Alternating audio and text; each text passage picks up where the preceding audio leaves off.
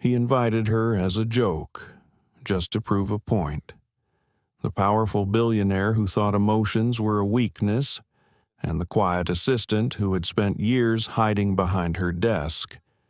But when she walked into that glittering ballroom dressed not like an employee, but like a woman who'd finally remembered her worth, the room stopped breathing, and for the first time, so did he. But what happens when a moment meant to humiliate turns into the beginning of something real?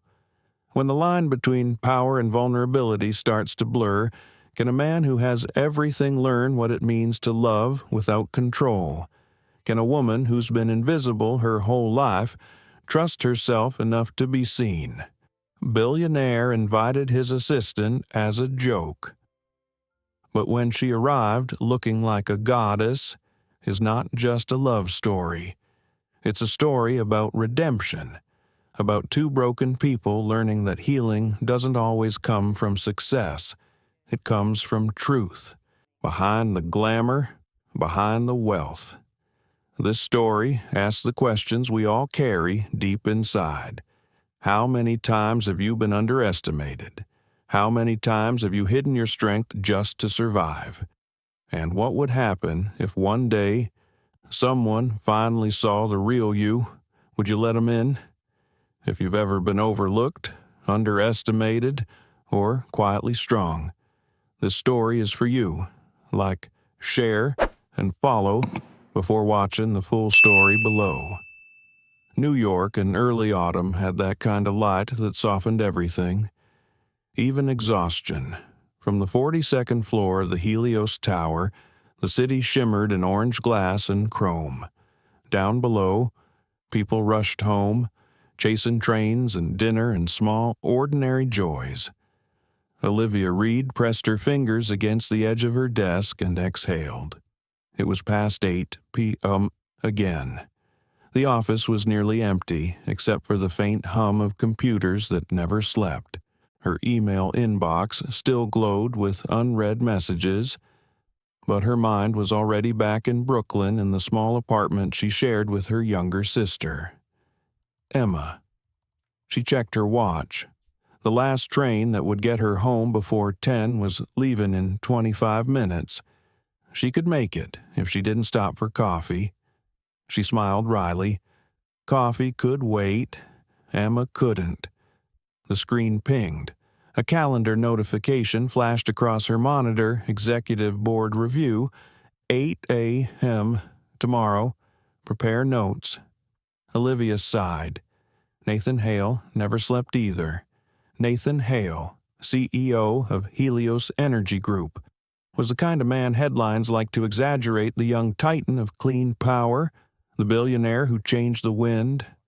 They never mentioned how little he smiled, or how empty his office felt even at midnight. Olivia had worked for him for 3 years, 3 years of early flights, late calls, and memorizing the rhythms of a man who spoke in numbers more than words. To most of the staff, he was brilliant, intimidating, impossible. To her, he was a job she couldn't afford to lose. Her phone buzzed. It was a message from home. Emma, did you eat? Liv, don't skip dinner again. I saved you half the soup. Olivia, on my way soon. Love you. She read the message twice before locking her phone. Olivia wasn't one for self-pity, but some nights she felt the weight of the city pressing against her ribs. She'd left grad school halfway through to take care of Emma after their mother died.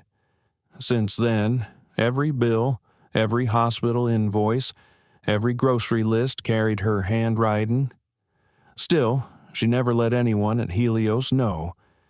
She kept her private life folded neatly behind her professionalism. She gathered her things notebook, laptop, a stack of color-coded folders, and turned off the lamp. The office fell into that hushed glow only skyscrapers have after dark. Through the glass walls, she could see the reflection of herself, hair tied back, eyes tired but steady. Long day.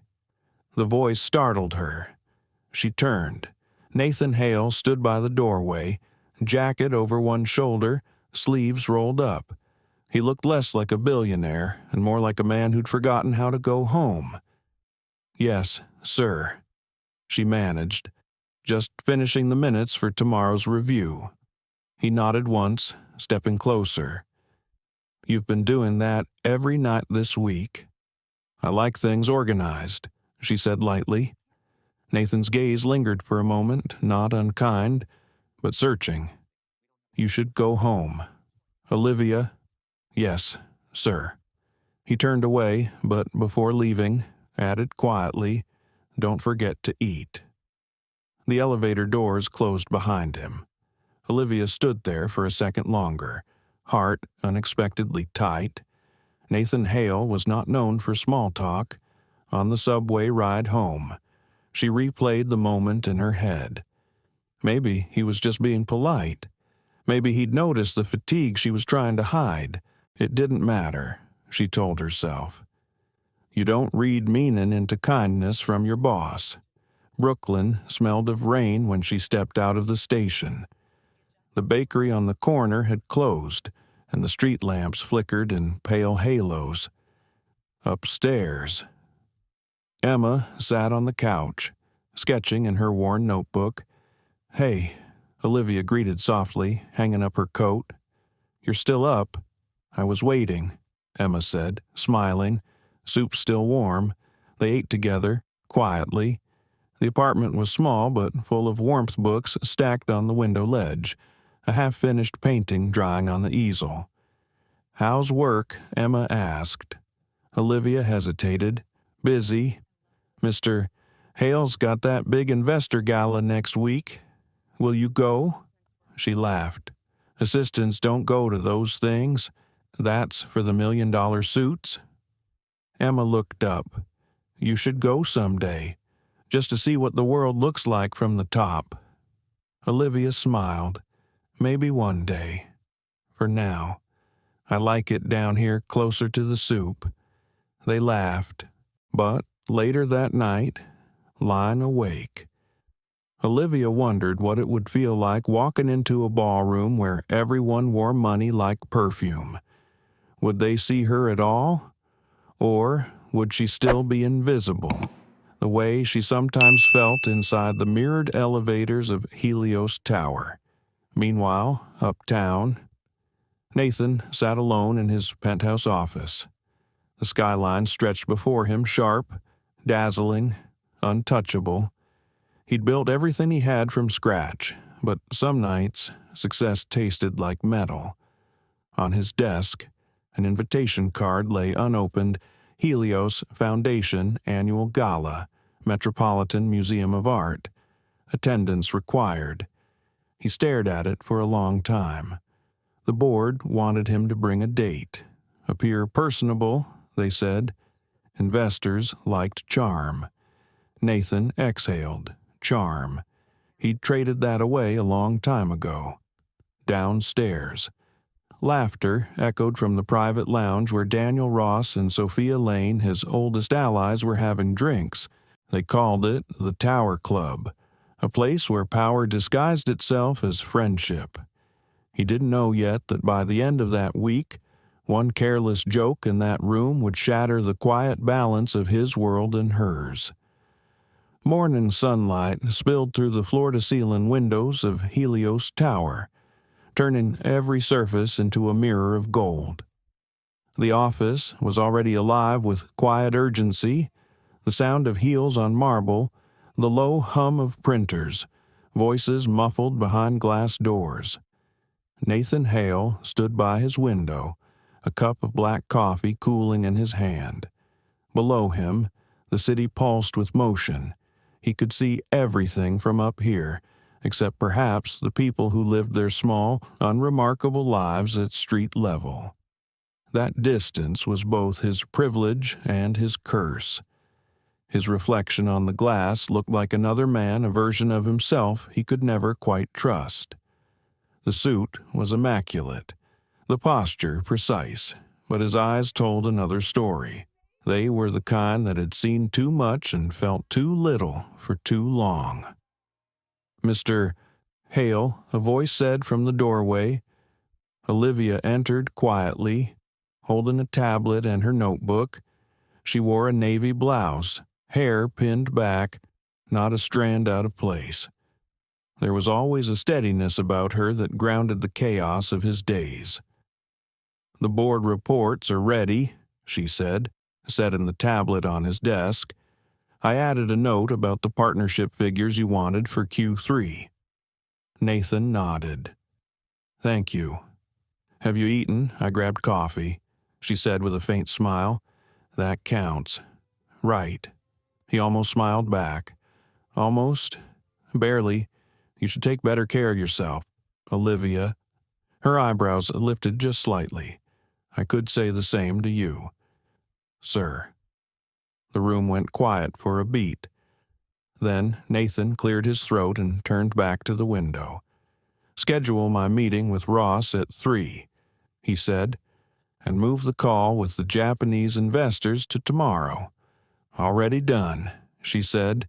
She was halfway to the door when he added, "Olivia, you've been doing good work lately. I notice." She stopped, surprised. "Thank you, Mr. Hale." He looked up.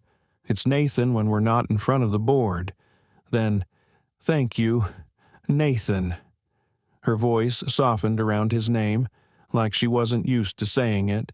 When she left, he sat down at his desk, staring at the empty space she'd just filled. The air still carried a trace of her perfume clean, like rain. He told himself it didn't matter. She was an employee, nothing more. Yet something about her calmness unsettled him. She didn't try to impress him like others did. She simply did her job precise, efficient, and utterly without ego. In a world that worshipped power, that kind of humility was disarming. He pushed the thought away. At 11, the Tower Club gathered in the executive lounge for their usual informal briefing. It was less a meeting and more a performance. Laughter filled the air sharp, practiced, expensive. Daniel Ross leaned back in his chair, whiskey in hand. "Nathan, my man, you're not bringing anyone to the gala again, are you?" Nathan didn't look up from his tablet. "It's a charity event." "Daniel, not a dating show. Come on." Daniel pressed. "The press is already calling you a ghost.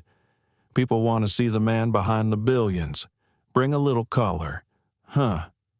Sophia Lane smirked over her glass of wine. "They want to see if you're human, Nathan. Rumor says otherwise." Nathan set down his tablet, gaze steady. "If my humanity is up for auction, I'll pass." Daniel laughed. "You always make it too easy. Buddy, how about this? Why not bring your assistant?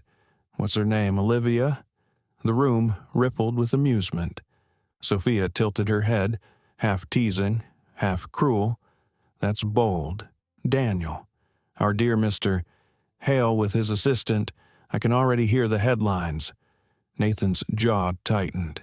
"Don't start." Daniel grinned. "Relax. It's a joke. But think about it, what could be more charming than a billionaire bringing the girl next door? It's humble. It's relatable." Nathan shot him a cold look. "It's insulting. She's a professional? Then prove it's not personal," Daniel said, raising his glass. "Invite her. Let's see if she can handle the spotlight. Consider it an experiment." The words hung in the air, poisonous but tempting. Everyone watched him, waiting. Nathan's voice dropped, low and even. "That's not funny." Sophia chuckled. "Then maybe you've forgotten how to laugh." He should have walked away. But something in their smugness pricked at him the arrogance of people who believed they could measure worth by pedigree. For years, they had mocked anyone who didn't belong to their world. He wanted to shut them up. Nathan leaned back in his chair, eyes narrowing. Fine. You want entertainment, I'll bring her. Daniel blinked. Seriously, seriously, Nathan said, but when she outshines every pretentious fool in that room, I'll expect an apology. Sophia raised a brow. You really think she can? I don't think, he said quietly. I know. The lounge erupted in laughter. To them, it was still a game, but Nathan's words were not born of amusement. They came from a strange flicker of defiance he didn't understand. Later, as he rode the elevator back to his office, the adrenaline faded and unease crept in. What had he just done? He didn't like games, and this one had no good outcome. When Olivia came in that afternoon with the updated reports, he almost told her. Almost, but the words died before they reached his tongue. She smiled politely, unaware of the conversation, and had just turned her into the subject of a bet. As she left the room, Nathan felt something twist in his chest, a sharp awareness of how wrong this all felt. Yet pride, that old companion, kept him silent. By 6, the sky had turned the color of steel. Nathan stood by the window again, looking out over the city. The reflection staring back at him looked weary. He didn't recognize the man in the glass.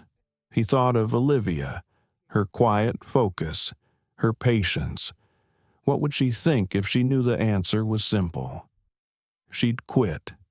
And somehow, the thought of her walking out of his life unsettled him more than he wanted to admit. He picked up his phone and opened the calendar. The gala was in 5 days.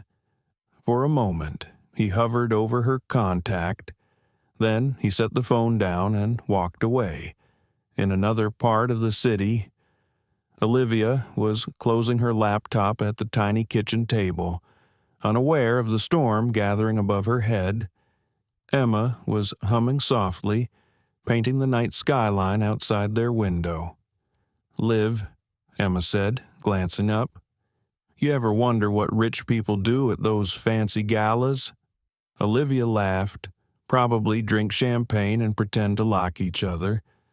Maybe someday you'll go, Emma said. Not as anyone's assistant, as yourself. Olivia smiled, brushing a strand of hair behind her ear. Maybe. She didn't know that her name had already been spoken in a room full of laughter she wasn't supposed to hear. And in 5 days, that laughter would echo in ways no one could have predicted. The next morning began like any other, with the buzz of early meetings and the hiss of the espresso machine in the executive kitchen. Olivia arrived before most of the staff, as always, her steps quiet, measured. She liked the stillness of mornings at Helios Tower, before the corridors filled with ambition and noise. When she stepped into Nathan's office, he was already there, standing behind his desk, suit jacket draped neatly over the chair. The city light cut across his face, outlining him in pale gold. Good morning, she said, setting down the files. Your schedule is packed today. Board review at 9, investor briefing at 11, press call after lunch, cancel the press call, he said without looking up, and confirm attendance for the gala Friday. Olivia nodded, jotting down notes. Understood. Should I coordinate transportation for you? He hesitated. Yes, and make sure you're free that evening. She looked up. Me? Yes. He adjusted his tie, voice deliberately even. You'll accompany me to the gala. For a moment, she thought she'd misheard. You want me to, what I'd like you there, representing the company, he said, eyes on the papers in his hand, as though it were a routine assignment. It's a good networking opportunity. Olivia blinked, unsure how to react. No assistant in Helios history had ever been invited to the company's most elite event. I'm not sure that's appropriate, she said carefully. "The gala's for executives and investors." Nathan looked up, expression unreadable. "You are an essential part of this company. Olivia, you've earned the right to be there." Something in his tone almost sounded sincere, but she couldn't shake the unease curling in her chest. "If you're sure," she said softly. "I am." She nodded and turned to leave, still puzzled. Behind her, Nathan exhaled quietly.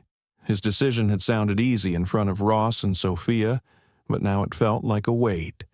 He had crossed a line he wasn't sure he could justify. "You wanted to prove a point," he told himself. "That's all." But the truth sat heavier than pride. By midday, the rumor had spread like spilled ink. The assistants on the 21st floor whispered about it over lunch. The junior analysts speculated in hushed voices. Everyone wanted to know why Nathan Hale, the man who barely acknowledged anyone outside the boardroom, was bringing his assistant to the Helios Foundation gala. Sophia Lane found it amusing. She appeared at Olivia's desk just after 2, dressed in a crisp white suit and a smile that didn't reach her eyes. "So, it's true?" she asked, leaning casually against the desk. "You're going to the gala?" Olivia straightened. "Mr. Hale asked me to attend for work purposes." Sophia tilted her head. "Work purposes? Of course." She glanced around to make sure others were listening. "You must have made quite the impression on him." "I just do my job." "Ms. Lane," Olivia said evenly. "That's what they all say." Sophia's smile sharpened. "Word of advice, that event isn't kind to outsiders. You might want to prepare." Olivia met her gaze. "Thank you. I'll manage." When Sophia walked away, laughter followed her down the corridor. Olivia sat back, staring at her computer screen, her pulse unsteady. She wasn't naive. She understood how things looked, but what bothered her most wasn't the gossip. It was the small, insistent voice asking why. Why had he really invited her? That evening, while she waited for the train, she replayed his words. "You've earned the right to be there." Maybe he meant it, or maybe she was just the punchline of some private joke among the people upstairs. She pushed the thought away, but it lingered like smoke. In the penthouse office, Nathan poured himself a glass of water and stared at the city through the glass. Daniel Ross strolled in without knocking. "You're really doing it," Daniel said, grinning, "bringing her to the gala." Nathan didn't turn around. "You sound surprised." "I am. Didn't think you'd follow through." Nathan took a slow sip. "You doubted me. I doubted you'd have the nerve," Daniel said. "She's how do I put this ordinary, sweet girl, but she doesn't belong in our world. You'll make a scene." Nathan turned, his voice cool. "Maybe it's the world that needs a scene." Daniel chuckled. "Relax. Nathan, it's all in fun. Just make sure she knows how to play along." "She doesn't have to play anything," Nathan said sharply. Daniel raised an eyebrow. "You're getting defensive, maybe because you sound like a child." The air thickened. Daniel smirked and set his glass down. "Fine. Let's see how far your little experiment goes. Just remember, it was your idea." After he left, the silence returned, but it wasn't peaceful. Nathan stood there, gripping the edge of his desk until his knuckles whitened. He had told himself this was harmless, yet each word from Daniel scraped at something raw inside him. He didn't like what he'd become in that room, the man who let pride mock decency. He thought of Olivia again, the way she kept her composure, how she never asked for credit, never complained. She didn't deserve to be part of anyone's entertainment. Nathan picked up his phone to call her to say something, anything but stopped. What would he even say? That he'd made a mistake, that he'd invited her as a joke to silence people like Daniel. The truth would humiliate her.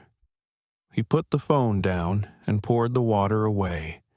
Back in Brooklyn, Olivia sat at the kitchen table, laptop open, searching Metropolitan Museum gala etiquette. The words on the screen blurred together.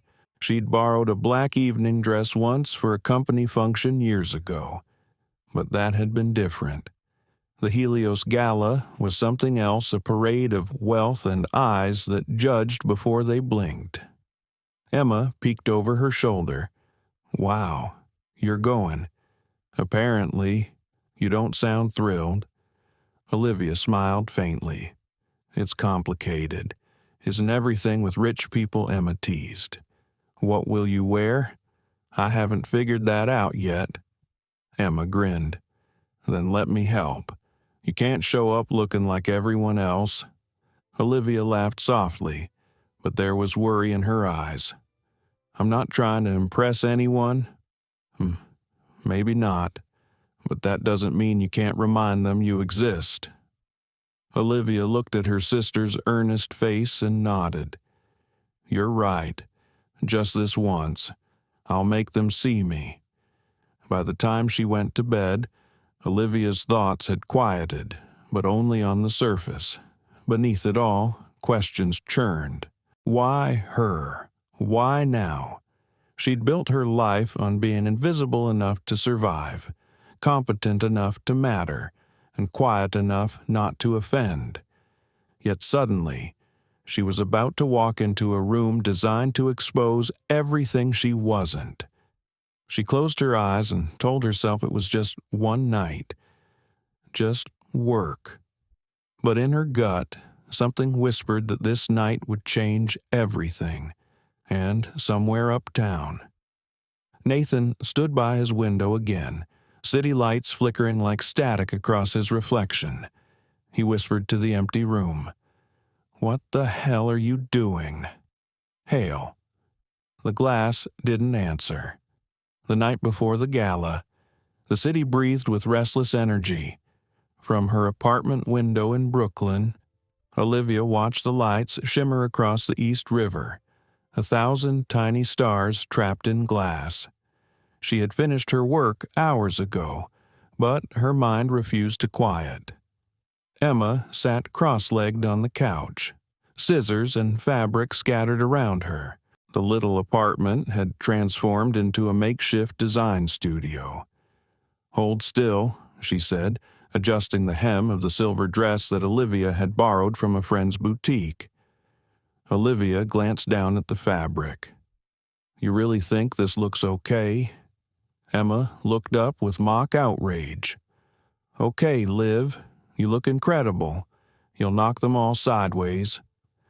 Olivia smiled faintly, but her stomach churned.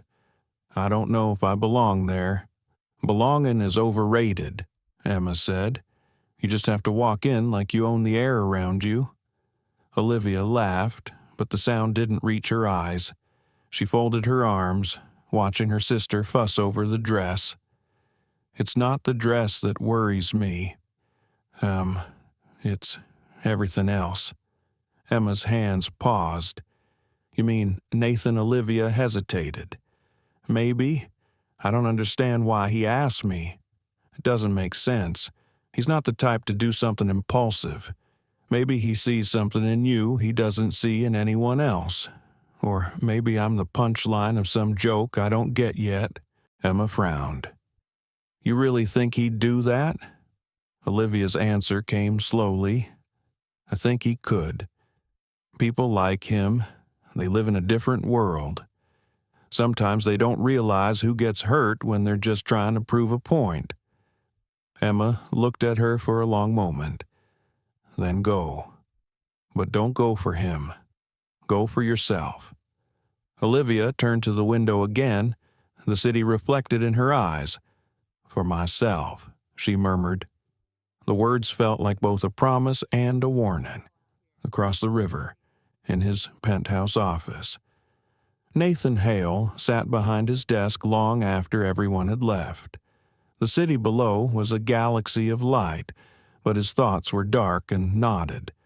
He had replayed Daniel's words all day, the laughter, the smug looks, the way Sophia had smirked when he said Olivia's name. Every sound had stuck to him like tar. He had tried to convince himself it didn't matter, but it did, because somewhere beneath the pride and anger was guilt, a steady, insistent pulse reminding him that he had set this in motion. He had invited Olivia not out of kindness, but defiance. And now she was walking into a world ready to tear her apart. Nathan rubbed his eyes and leaned back in his chair.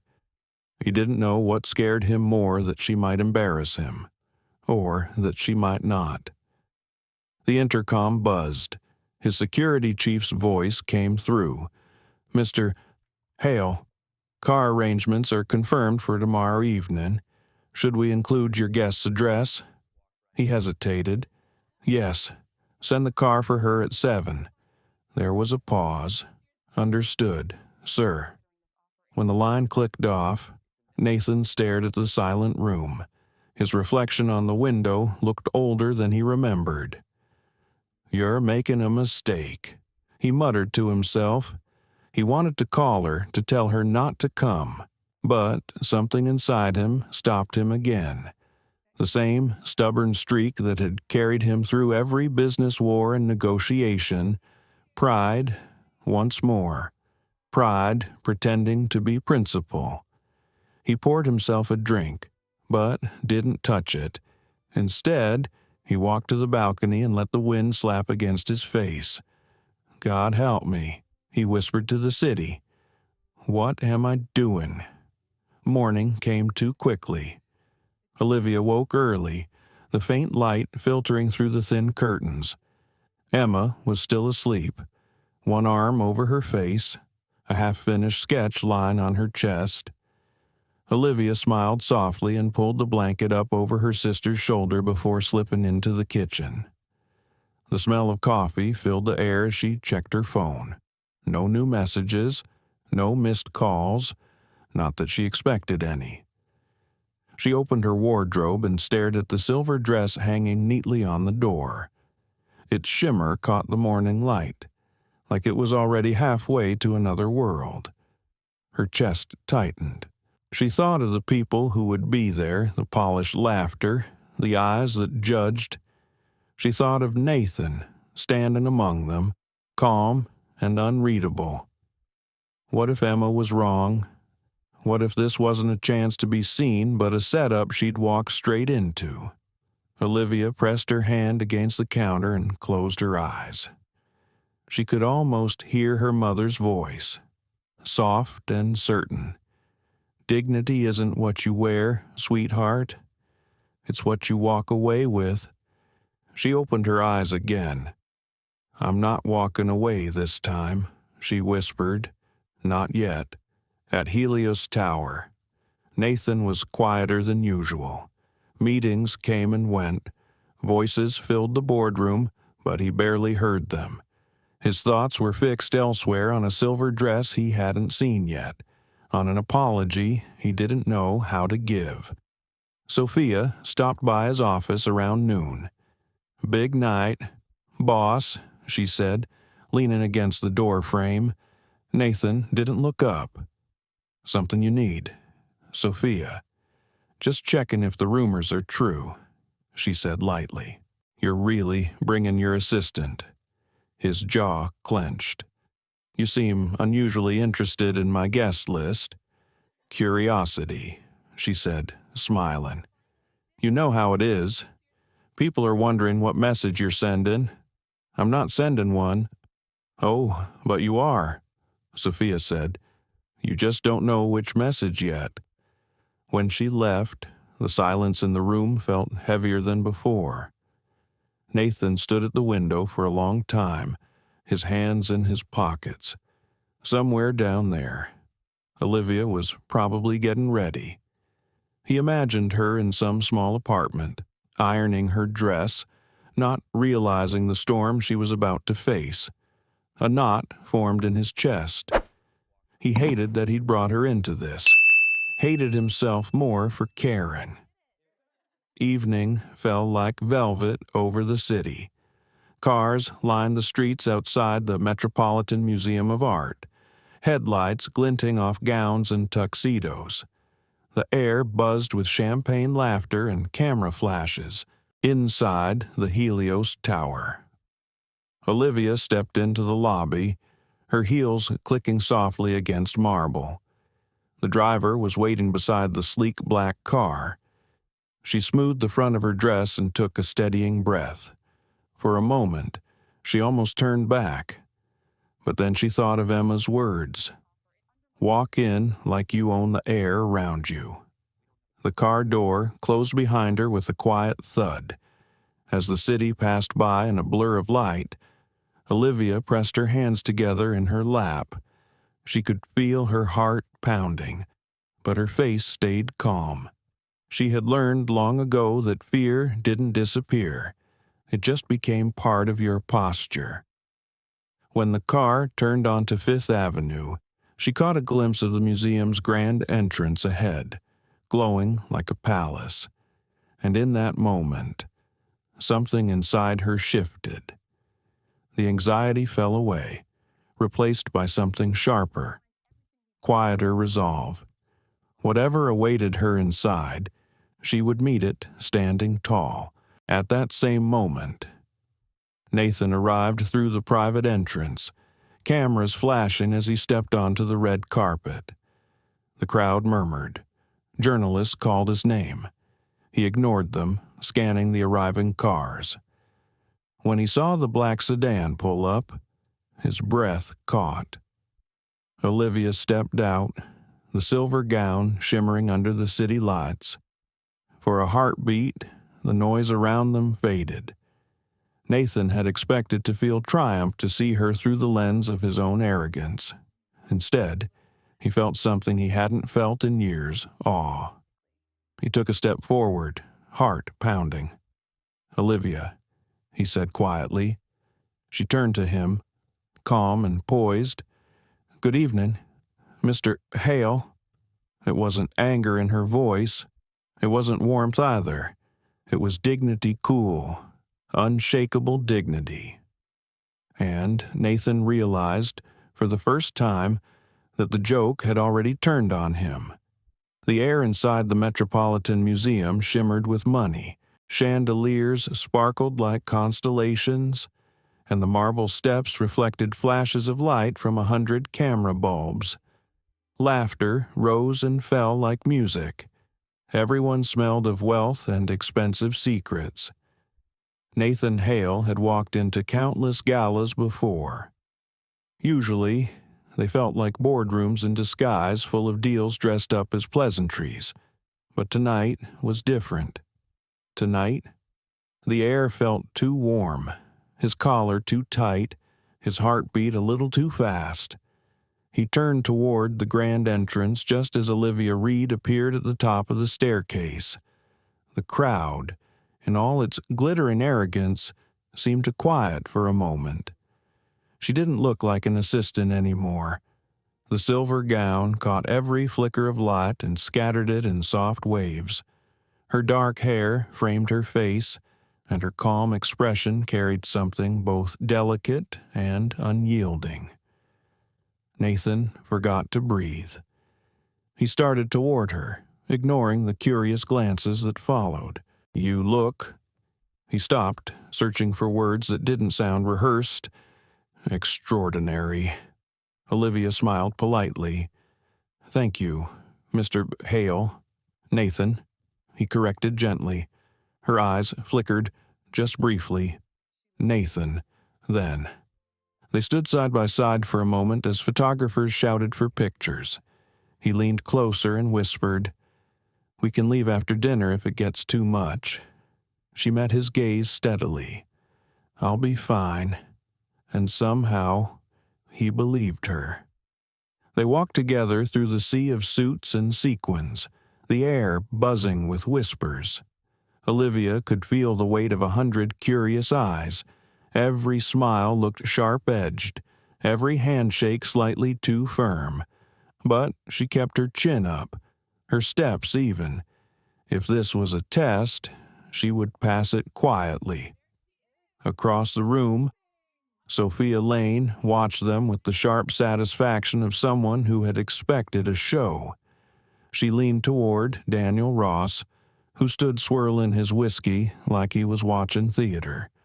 Well, Sophia said, he did it. He actually brought her. Daniel smirked, and she cleans up better than I expected. But let's see how long that poise lasts when the crowd starts asking questions.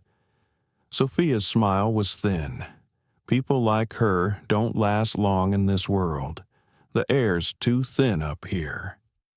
Daniel's eyes followed Olivia as she and Nathan joined the mayor at their table. Still, he murmured, there's something about her. Sophia laughed softly. Careful, Daniel. You almost sound impressed. He didn't answer. At their table, Olivia sat gracefully, hands folded on her lap.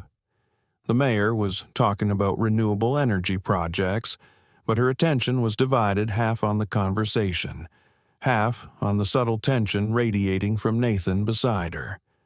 He was polite, attentive, but distant. His usual composure had cracks tonight, twice. She caught him glancing at her when he thought she wasn't looking. During the main course, the chairman of the Helios Foundation raised a toast to progress, partnership, and the people who make it possible, like our visionary CEO, Mr. Nathan Hale. The applause was immediate. Cameras flashed as Nathan stood to respond.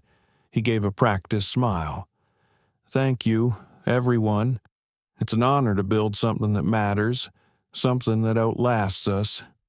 He paused, then looked at Olivia. And sometimes, it's not just vision that keeps things moving, but the people who make sure every detail falls into place. Tonight, I'd like to acknowledge someone who's been the backbone of that effort, Olivia Reed. The room murmured, heads turned, the cameras shifted toward her. Olivia froze for a split second, her pulse drumming in her ears. She managed a small, composed smile as polite applause rippled through the room. Nathan lifted his glass to the quiet strength behind the success. When he sat down again, she leaned slightly toward him and whispered, "That wasn't necessary." He smiled faintly. It was the truth, but she saw something in his eyes, something like remorse, or maybe an apology he wasn't ready to speak. After dinner, the band began to play. Couples moved toward the dance floor. Nathan remained seated, silent, while executives came over to congratulate him. Olivia excused herself for a moment, slipping away to the terrace for air. Outside, the night was cooler. The city stretched below like a restless sea of lights. She let out a breath she hadn't realized she'd been holding. Behind her, a voice said, "You're braver than I expected." She turned. Daniel Ross stood there, his charm polished and practiced. "Mr. Ross," she said, guarded. "Daniel," he corrected smoothly. "You're quite the surprise tonight. I'll admit, when Nathan said he was bringing his assistant, I didn't think—" He trailed off, smiling as if he'd paid her a compliment. Olivia's voice was calm. "Didn't think what, that you'd fit so effortlessly. Maybe because you didn't expect me to belong." Daniel chuckled. "Touché. You're sharper than you look." She gave him a polite nod. "Good night, Mr. Ross." As she turned to leave, his voice followed her. "Careful, Olivia. Men like Nathan don't bring women like you to events like this without a reason." She stopped, but didn't turn around. "Maybe men like you just can't imagine a reason that isn't ugly." Then she walked back inside, leaving him blinking in the cold. Nathan saw her return. Their eyes met across the room, and he stood, crossing toward her. "Are you all right?" "Fine," she said quietly. "Just needed a moment." He hesitated, then offered his hand. "Dance with me." She blinked. Here, why not for a second? The world narrowed to the space between them. Then she placed her hand in his, and he led her onto the floor. The band played something slow, timeless. The crowd watched, some with curiosity, others with envy or disdain. But when Nathan's hand rested gently at her back, and her gaze met his, none of that mattered. For the first time that evening, she saw him not as her boss or a billionaire, but as a man trying to make something right, though he didn't yet know how. And, for the first time in years, Nathan felt the noise around him fade into something human. The song ended. They stepped apart, applause murmuring around them. Then Sophia's voice cut through the music. "Nathan, I think the press would love a picture of you and your assistant together. Such a charming story." The room chuckled. Olivia felt the sting behind the laughter. Nathan's expression hardened. "That's enough. Sophia." But Sophia only smiled, turning to the nearby reporters. "See, he's already protective." Olivia stepped forward before Nathan could answer. Her tone was calm, but it carried steel. "If being good at my job is newsworthy, then I suppose they're right to take notes." A few people laughed softly, approvingly. The tension broke. Nathan looked at her, astonished and proud. Later, when the night was finally over and the crowd began to thin, Nathan offered to have her driven home. In the car, silence stretched between them, not uncomfortable, but full of things neither could say. At last, he spoke. "I owe you an apology." She looked out the window. "For what? For tonight? For putting you in the spotlight you didn't ask for." Her voice was soft, tired. "Then why did you?" He hesitated. "Because I wanted to prove something." "To them?" she asked quietly. He nodded. "Did you?" He turned to her. "No," he said finally. "Not to them. To myself." She didn't answer, but her expression softened. For a long moment, the city lights flickered across her face, and something in him shifted an ache, an understanding. Maybe both. When the car stopped in front of her apartment, she smiled faintly. "Good night, Nathan." He watched her walk away, silver dress catching the streetlight, until she disappeared through the door. And for the first time in years, Nathan Hale sat in silence, realizing that one night had undone everything he thought he knew about himself. The morning light in New York had a way of making everything look honest. Streets that had glowed gold the night before now revealed coffee stains, puddles, and the quiet exhaustion of the city that never truly slept. Olivia Reed woke late, something she almost never allowed herself.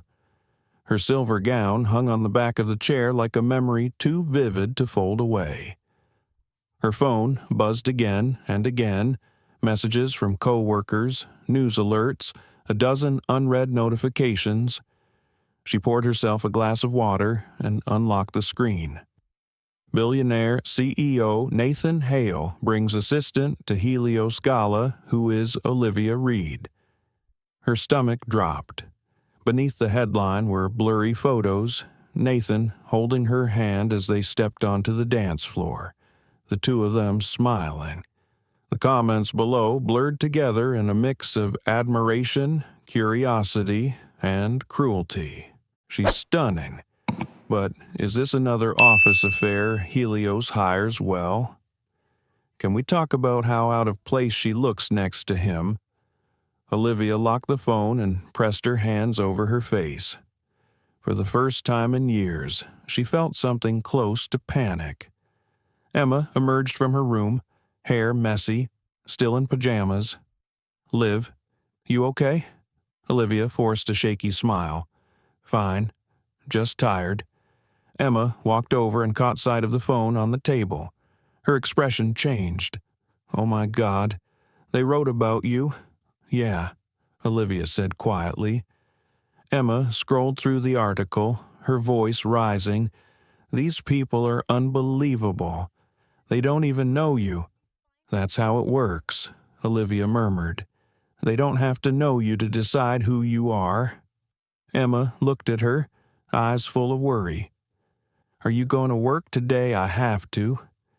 Olivia's voice was firm, even though her chest felt tight. "Running away won't help. Maybe he'll say something," Emma said. "Defend you." Olivia didn't answer. She just turned away, staring out the window at the city already moving on from its latest scandal. Helios Tower buzzed louder than usual that morning. Conversations paused when Olivia stepped out of the elevator. People didn't whisper this time, they looked. Some with sympathy, some with envy, some with the hungry curiosity of those who lived for gossip. She kept walking, chin up, steps steady, the same calm rhythm as every other day. When she reached her desk, Sophia Lane was waiting, leaning casually against the glass wall. "Well," Sophia said smoothly, "you've certainly made an impression." Olivia set down her bag without looking at her. "Good morning, Miss Lane. I suppose congratulations are in order." Sophia continued. "You're the most talked about person in the building. That takes talent." Olivia's hands stayed still. "Funny. I thought we were supposed to talk about work here." Sophia smiled thinly. "We are. And right now, your name is work. PR's having a field day." Olivia finally looked at her. "You seem happy about that." "I'm entertained," Sophia said, straightening. "Let's just hope you understand what happens when the spotlight fades." She walked away, heels clicking like punctuation marks on the marble floor. Olivia exhaled slowly, her pulse steadying. She wouldn't let Sophia see her shaken. Upstairs. Nathan Hale's office was quiet but tense. He stood at his desk, scrolling through the morning news. Every major outlet had picked up the story. The images, the captions, the speculation, it was everywhere. Daniel Ross walked in without knocking. "You've caused quite a storm, my friend." Nathan didn't look up. "Close the door." Daniel grinned and obeyed. "You should see the headlines. You and the assistant, it's all anyone's talking about. Investors are calling it charming. The press loves a human story." Nathan turned to him, voice cold. "Is this what you wanted?" Daniel lifted a shoulder. "I wanted entertainment. This is better. Get out." Daniel's smile faltered. "Relax, Nathan. It's not the end of the world. You could spin this, make it about workplace equality, or whatever PR buzzword Sophia's using these days." Nathan stepped closer. "You humiliated someone who didn't deserve it. You made her a target because of your arrogance. That's not entertainment." Daniel raised his hands. "You invited her. Remember, I didn't make you do it." Nathan's jaw tightened. "No, but I regret letting you make me forget what kind of man I want to be." Daniel's smirk returned, faint but mocking. "Then fix it, or fire her. But don't pretend this is about morality. It's about image, and yours is burning." When he left, Nathan stood still for a long time, staring at the reflection in the window. He didn't know what angered him more, the headlines or the truth in Daniel's words. By mid-afternoon, Olivia was called upstairs. Nathan was waiting by his desk when she entered. Tie loosened, sleeves rolled up. He looked like he hadn't slept. "Olivia," he said quietly, "I'm sorry." She stood by the door, hands clasped. "You don't have to apologize." "Yes, I do." His voice was rough. "I never should have brought you there. I thought I could control how people saw it. I was wrong." She exhaled, trying to hold on to her composure. "Why did you do it?" He hesitated. "Because I wanted to prove to them that I wasn't who they thought I was, that I could make my own choices." She looked at him, eyes sharp, "And I was the choice that made your point." He froze. Her voice softened, but the hurt in it was unmistakable. "You wanted to prove you weren't like them, but you used me to do it." Nathan stepped forward, regret heavy in his eyes. "I didn't mean for this to happen." "Neither did I," she said, "but I'm the one who has to live with it." Silence settled between them. Finally, she took a breath. "I'll finish out the week. Then you can find someone else." Nathan's expression hardened. "No, I don't want that. This isn't about what you want, Nathan. It's about what's right for me." He took another step closer, voice low. "If you leave, you'll let them win." She shook her head. "It's not about them anymore. It's about me remembering who I am." Her calmness disarmed him more than anger ever could. When she turned to leave, he said softly, "You don't belong beneath them." "Olivia." She stopped at the door. "No, but I also don't belong beside someone who treats me like a weapon in a war I didn't start." Then she was gone. That night, Nathan stayed long after everyone else had left. The office lights dimmed automatically, but he didn't move. Her words echoed in his head, circling, cutting. He poured a drink but left it untouched, walking instead to the window. Below, the city glowed, indifferent to his turmoil. He had spent years mastering power, learning to control everything and everyone around him. But, in one night, he'd lost control of the only thing that mattered, his own conscience. Somewhere across the river, Olivia was probably packing her desk, making quiet plans to disappear from his world. He thought of her standing on that terrace, calm and defiant, of how she had faced down Daniel, Sophia, and every whisper with more grace than he'd ever managed with all his wealth. He thought of her hand in his on the dance floor, the way her eyes met his steady, unafraid. And he realized something painful and undeniable. He didn't just respect her. He needed her, not as an assistant, not as proof of his decency, but as the one person who had made him feel human again. He set the glass down and whispered to the empty room, "I won't let this end like that." For the first time in years, Nathan Hale didn't have a plan, but he had a purpose, and he intended to make things right no matter what it cost him. 2 days passed, but the weight of that night still clung to the air in Helios Tower. Gossip had cooled, but the silence that followed was worse. It had shape and color. It hung in the corners of every conversation, in the way people looked at Olivia Reed when they thought she wasn't watching. She arrived early on her last Monday, as she always did. The morning sun hadn't yet burned through the haze, and the office smelled faintly of coffee and printer ink. She placed her key card on the desk, her badge beside it, then began clearing out the drawer that had quietly held her life for the past 3 years. She found small things, notes she'd written during the late-night meetings, a photo of her and Emma laughing in their tiny kitchen, a folded train ticket from her first day at Helios. Each one felt like a version of herself she was now leaving behind. When she finally looked up, Nathan Hale was standing in the doorway. He wasn't in a suit, just a dark sweater, sleeves rolled to his elbows, his eyes more tired than she'd ever seen them. "I was hoping you'd come in," he said quietly.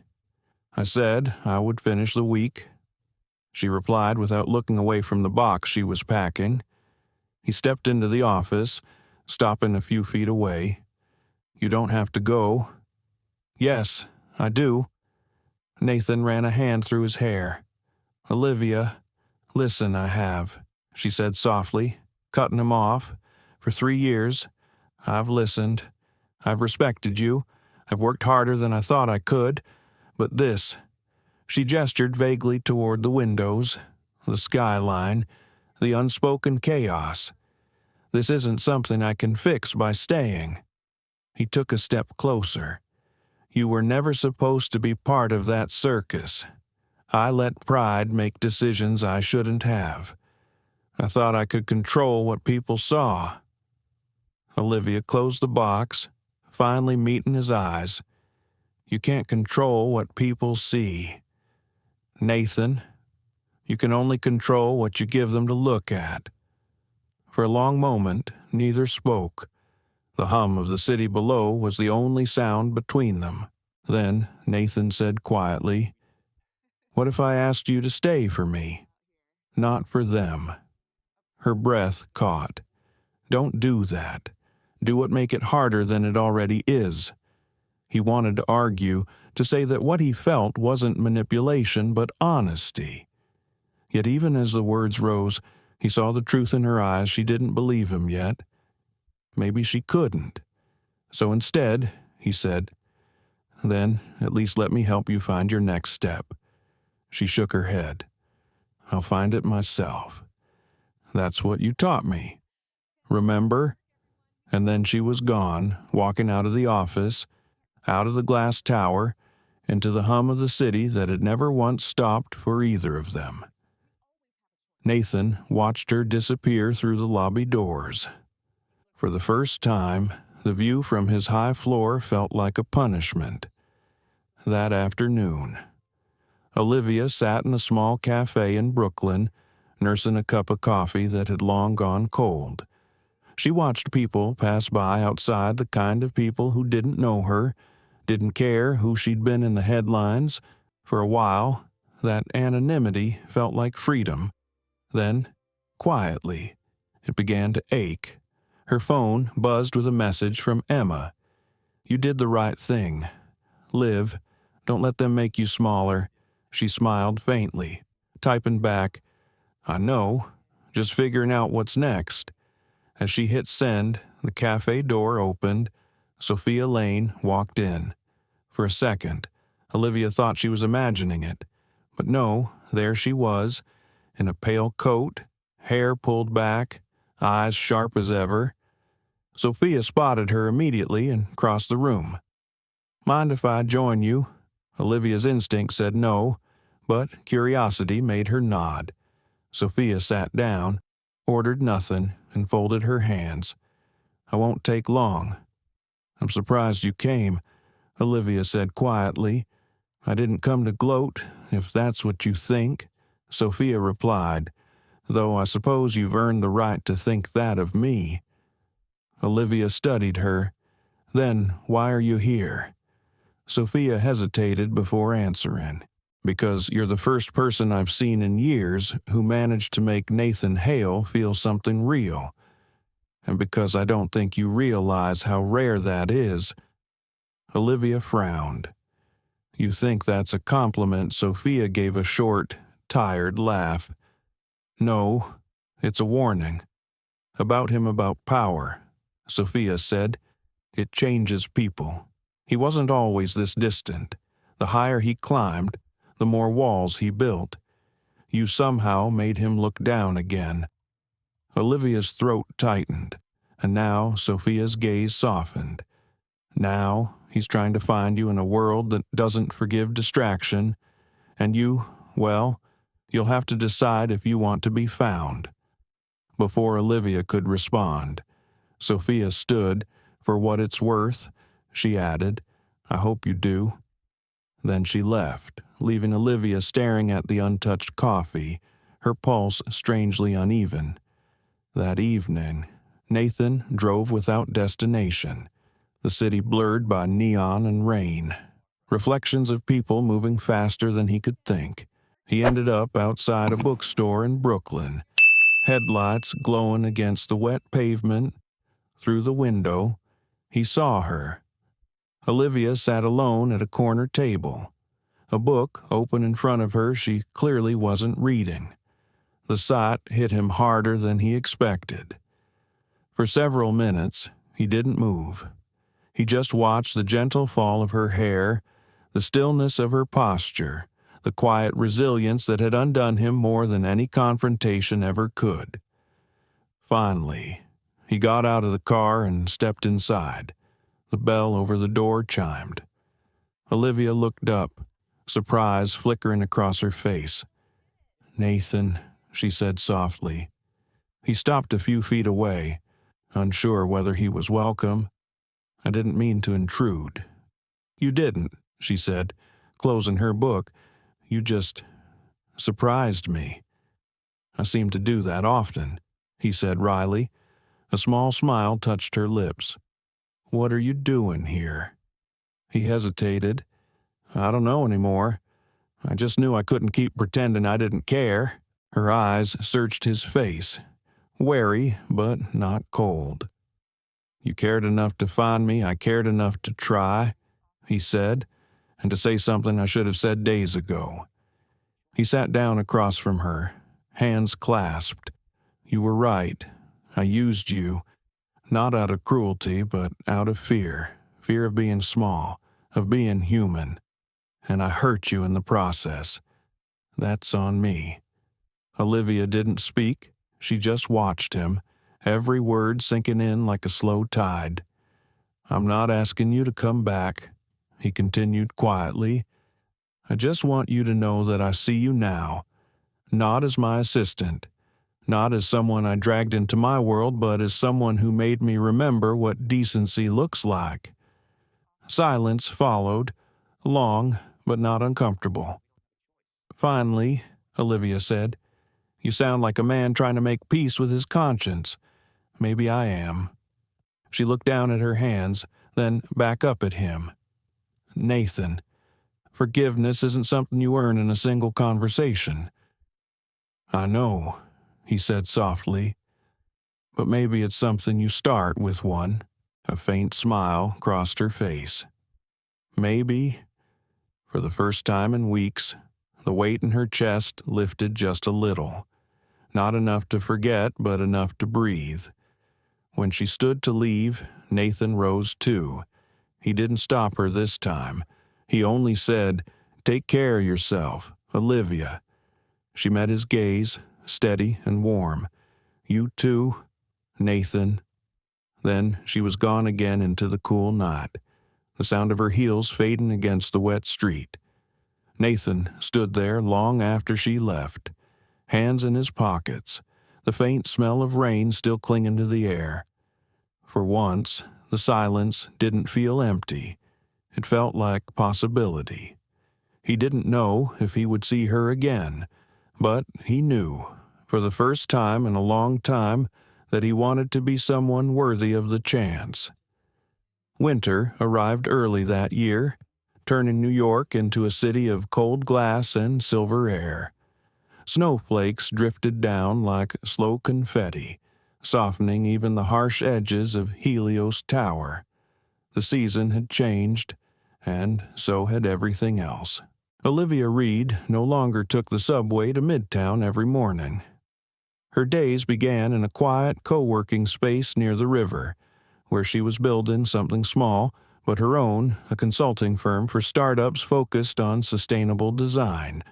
It wasn't glamorous, and it barely paid the bills yet, but it was hers. She liked the quiet independence of it, the way no one looked at her like she was part of someone else's story. Emma, ever her cheerleader, often came by after class, filling the space with her laughter and sketches. Together, they made plans for the future that didn't depend on anyone's permission. But sometimes, late at night, when the city was silent and the radiator hummed, Olivia still thought about Nathan Hale, about the way he'd looked that night in the bookstore, his voice steady but full of regret. She told herself it didn't matter. She'd forgiven him, but forgiveness didn't mean returning. At least, that's what she believed until the email arrived. It came late on a Thursday. Subject line simple, an opportunity, Nathan Hale. Her pulse jumped before she even opened it. The message was short. Olivia, I know you don't owe me anything, but I'd like to see you, not to ask for something, but to offer something I think matters. Lunch tomorrow, 12:30 at the Arbor. Nathan Olivia read it twice, her breath shallow.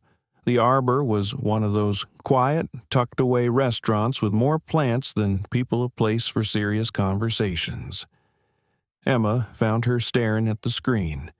Is that from him? Olivia nodded. So what are you going to do? I don't know. Emma tilted her head. Do you want to see him? Yes, Olivia admitted, barely above a whisper. But I don't know if that's wise. Emma smiled softly. Sometimes the heart needs closure even when the head says no. That night, Olivia barely slept. The next day, the arbor was glowing with pale winter light.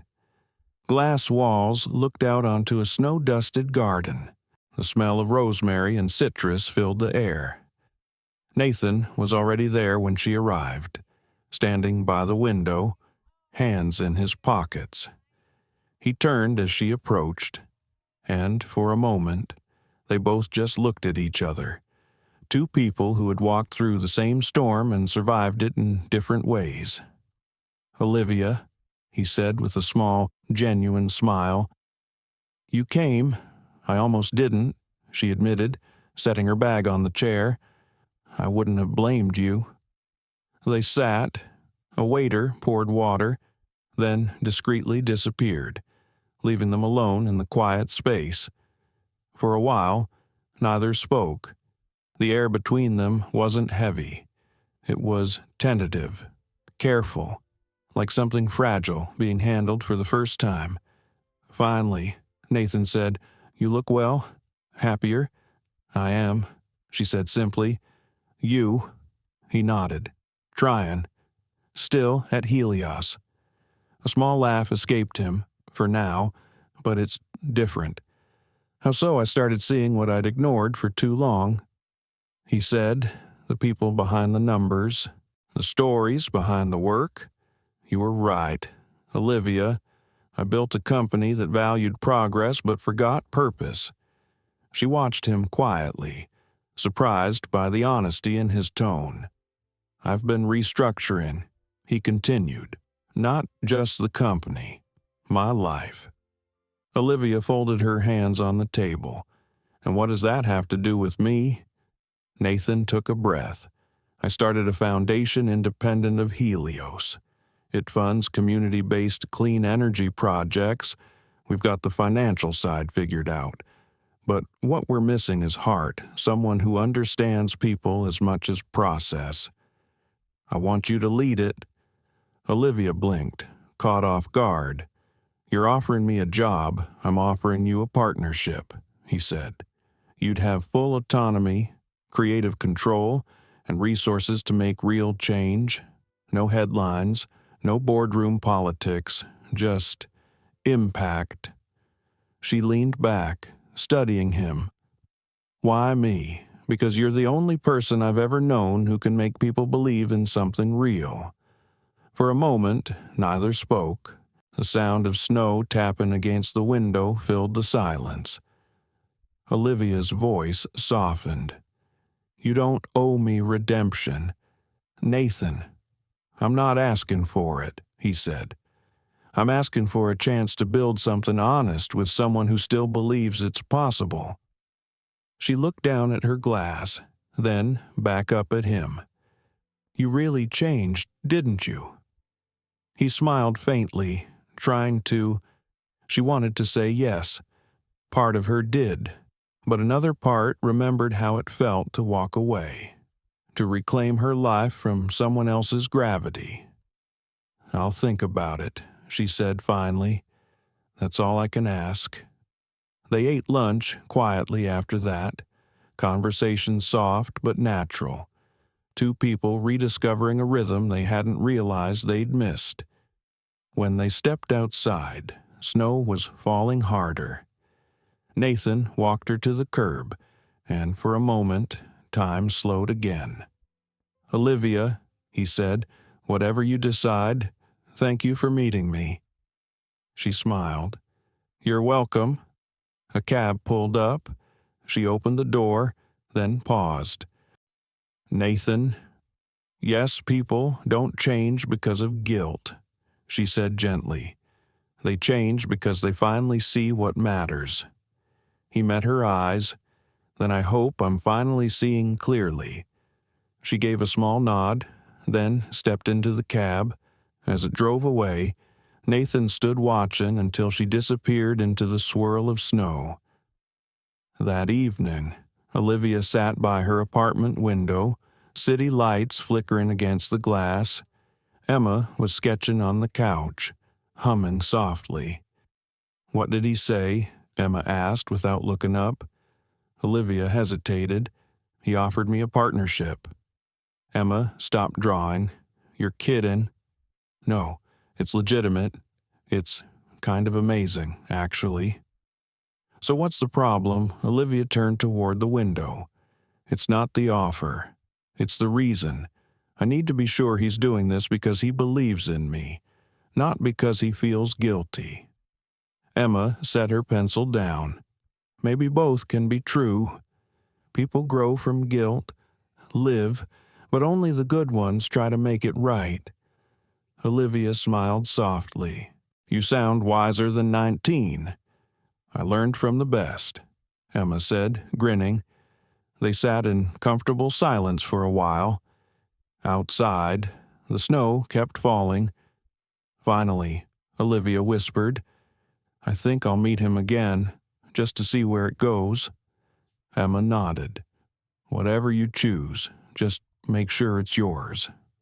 3 days later, Olivia stood at the edge of a construction site in Queens, bundled in her coat as Nathan explained the plans for the first community solar hub.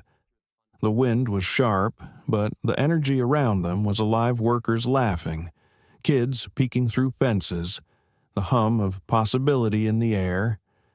Nathan handed her a hard hat, smiling faintly.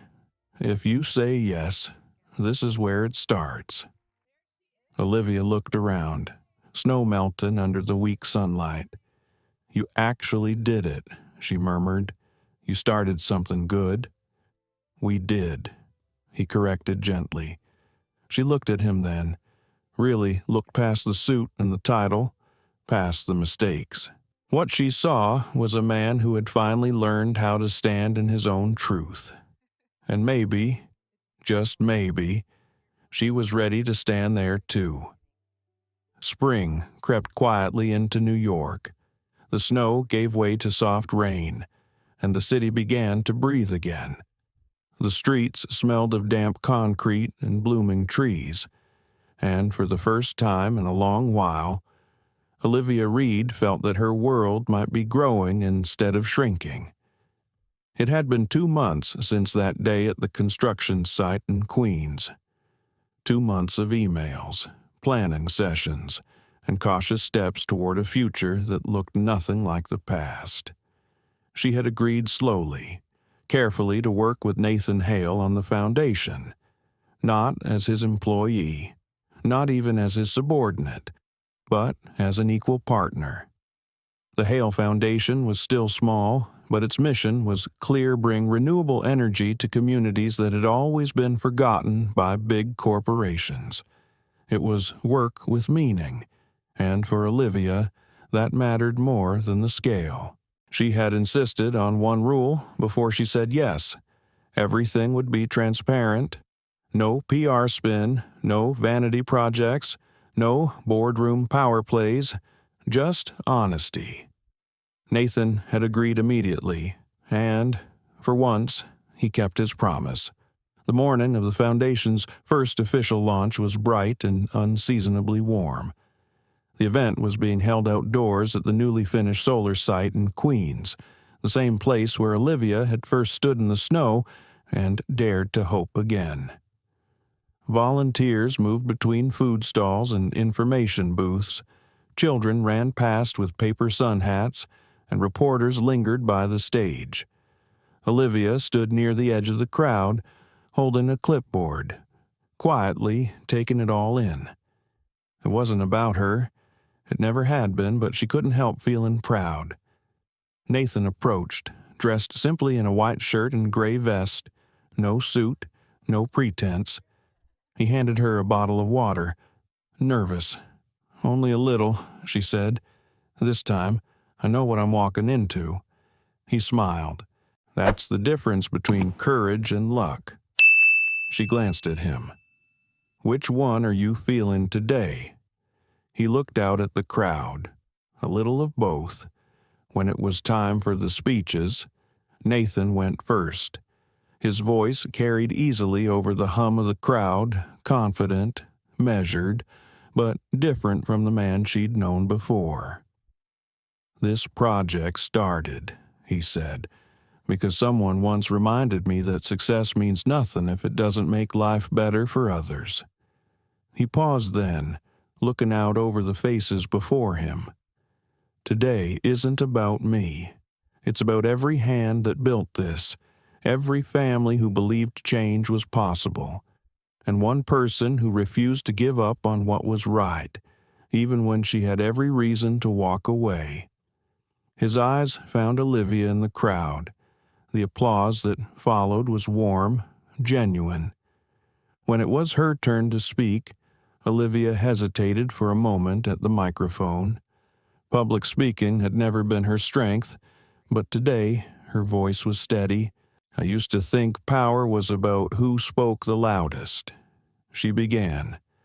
"But I've learned it's about who listens the most. This foundation isn't just a company initiative, it's a promise that we can build something better together." Her voice softened. "And I hope this is only the beginning." The crowd cheered. Nathan was the first to clap.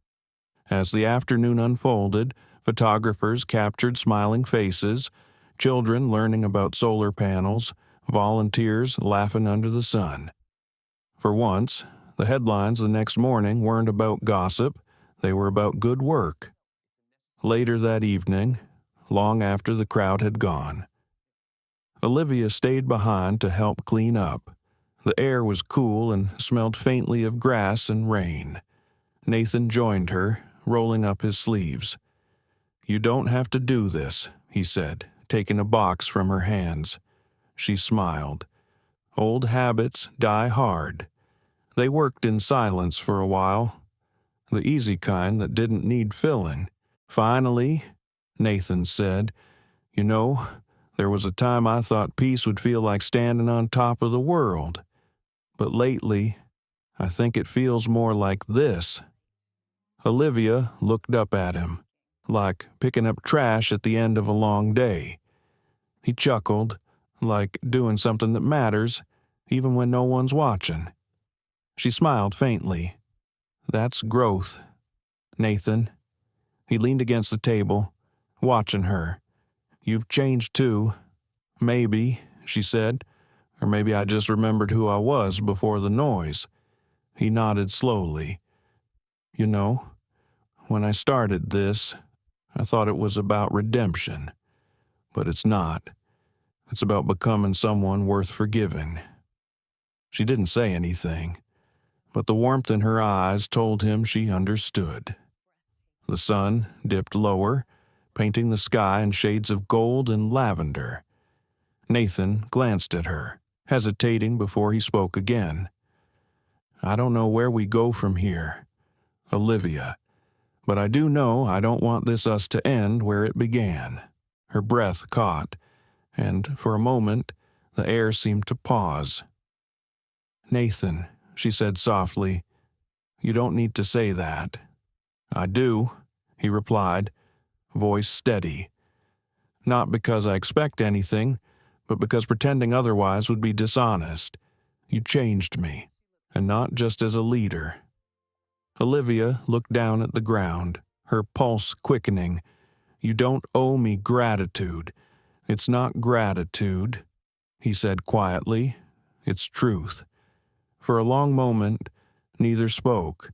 The sound of crickets filled the silence, soft and rhythmic. Then Olivia said, almost a whisper, "Let's not define this right now. Let's just let it grow." He nodded slowly, agreed. In the weeks that followed, the Hale Foundation began expanding more communities, more partnerships. The press started to call it the Redemption Project. Nathan hated the label, but Olivia secretly thought it fit, at least a little. She and Nathan worked side by side, sometimes arguing fiercely, sometimes laughing until midnight over piles of reports and coffee cups. They were partners now in purpose, in trust, and maybe in something more that neither dared to name yet. One afternoon, while reviewing proposals in her small corner office, Olivia received a message from Emma. "You sound happy lately. Is it because of him?" She smiled at the screen, typing back, "It's because of me." Then, after a moment, she added, "But maybe also a little because of him." By early summer, the city was alive again. On a Friday evening, after a long week, Nathan invited her to the rooftop garden of his apartment, a space filled with lanterns, vines, and the scent of fresh basil. As they sat overlooking the skyline, Olivia said softly, "You know, I used to think you lived in a world too high for anyone to reach." He smiled. "And now I think maybe you just needed someone to remind you to look down once in a while." Nathan laughed quietly. "You make it sound simple. Maybe it is." They sat in silence then, the kind that didn't need words. Somewhere below, the city pulsed with life. Nathan turned to her. "You once told me people don't change because of guilt. They change because they finally see what matters." "I remember." He looked at her, eyes gentle. "I see it now." Olivia held his gaze. "Heart steady, then don't stop seeing it." The city lights shimmered around them, and in that moment, without promises or declarations, they both knew something had quietly begun. Not as a fairy tale, not as redemption, but as two imperfect people learning how to build something honest together. For a while, it felt like peace had finally settled in. The Hale Foundation was growing faster than anyone expected. Their second solar hub was breaking ground in Detroit, and Olivia Reed's name began appearing in news articles not as the billionaire's assistant, but as co-founder and visionary. It was strange and thrilling to see her work recognized for what it truly was. Yet, beneath the calm surface, small ripples began to form. It started with a call from a journalist one Thursday morning. Olivia was in the Foundation's Brooklyn office, reviewing budgets when her assistant, a young man named Jordan, poked his head in. "Olivia, there's a reporter from the Ledger asking for a statement." He said, "Something about an anonymous tip regarding project funding." Olivia frowned. "What kind of tip?" "Something about misallocated grants," Jordan said uncertainly. "They're implying misuse of funds." Her pulse quickened. "That's not possible," she said, already standing. "Every transaction is accounted for." within minutes. She was on the phone with Nathan. His tone was calm but clipped. "I got the same call," he said. "They're claiming one of the foundation's partner firms was overbilling. Which one? Greenline Construction? The one handling Detroit?" Olivia froze. Greenline had been Nathan's personal recommendation. "I'll handle it," he said quickly. "Don't talk to the press yet." "Nathan, if this goes public, I know," he cut in. "We'll fix it." But as the hours passed, it became clear that this wasn't going to be fixed quietly. By evening, headlines had already begun to spread. Scandal hits Hale Foundation allegations of financial mismanagement surface. Olivia sat in her office long after everyone else had gone home, staring at the glowing screen, rereading the words until they blurred. She didn't doubt Nathan's integrity, not anymore, but she also knew how perception worked. The same media that had once cheered them would now turn every shadow into proof. When the elevator doors opened behind her, she didn't need to look to know it was Nathan. He walked in quietly, coat slung over his arm, exhaustion etched into his face. "I'm sorry," he said. "I should have vetted them better." Olivia turned to face him. "Tell me the truth. Did you know about any of this?" His eyes met hers, steady but weary. "No, I swear I didn't." She searched his face for a long moment, then nodded slowly. "Then we'll deal with it." He looked almost surprised. Of course we," she said simply. "You didn't build this alone." "Remember," something in his expression softened relief. "Gratitude, maybe even love, but neither of them named it." The next few days were chaos. Reporters camped outside the foundation building, flashing cameras and shouting questions. Online, the headlines grew crueler. "Redemption or deception," one read, "is the Hale Foundation just another vanity project inside?" The team worked around the clock to gather documents, contracts, bank records, anything to prove their transparency. Olivia barely slept. One night, she sat in the conference room surrounded by files, her laptop open to endless spreadsheets. Nathan entered quietly and set a cup of coffee beside her. "You should rest," he said gently. "I can't," she replied without looking up. "If we miss one detail, one inconsistency." He pulled up a chair beside her. "Then we'll find it together." They worked in silence for a while. Papers rustled, the city hummed outside. At one point, Olivia realized she was trembling slightly from fatigue. Nathan noticed and reached out, his hand brushing hers. "Hey," he said softly, "you're not alone in this." For a heartbeat, neither moved. Then she drew in a shaky breath. "I know. I can't let it all fall apart again." "Nathan, not after everything." "It won't," he said firmly, "because this time we built it on truth." She looked up at him, eyes tired but steady. "Then let's prove it." By the end of the week, they uncovered the problem. It wasn't Helios or Nathan, it was Greenline's regional manager.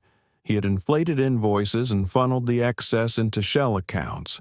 They had the receipts, timestamps, signatures.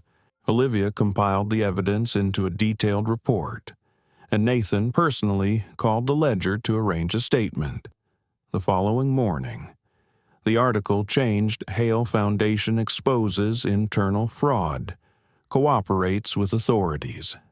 The storm began to calm, but for Olivia, the emotional weight lingered. She found herself sitting on the foundation's rooftop that evening, looking over the city lights. When Nathan joined her, she didn't turn. "I thought we were past this," she said quietly. "So did I," he admitted, taking a seat beside her. But maybe storms never really end. We just learn how to stand in them. Olivia smiled faintly. You sound like me now. He chuckled softly. Guess I'm learning from the best. They sat there for a while in silence, the skyline stretching endlessly before them. Then Nathan said, almost to himself, You could have walked away again. No one would have blamed you. I thought about it, she said honestly, but I didn't build this to run when it got hard. Nathan turned toward her. You're remarkable, Olivia. She looked at him then, really looked and saw not the billionaire who had once humiliated her, but the man who had learned humility through losing her. Maybe we both are, she said softly. He smiled. Maybe. Days turned into weeks. The foundation recovered stronger than before, its transparency praised publicly. Investors returned, donations doubled, and new communities reached out to join their initiatives. But for Olivia and Nathan, something deeper had shifted. They were no longer just partners in work, they had become each other's quiet refuge. Late nights in the office turned into long conversations about life, about loss, about the kind of futures they never thought they deserved. And yet, both were careful. Neither spoke the words lingering between them. Until one evening in late May, the city was warm, heavy with the scent of rain.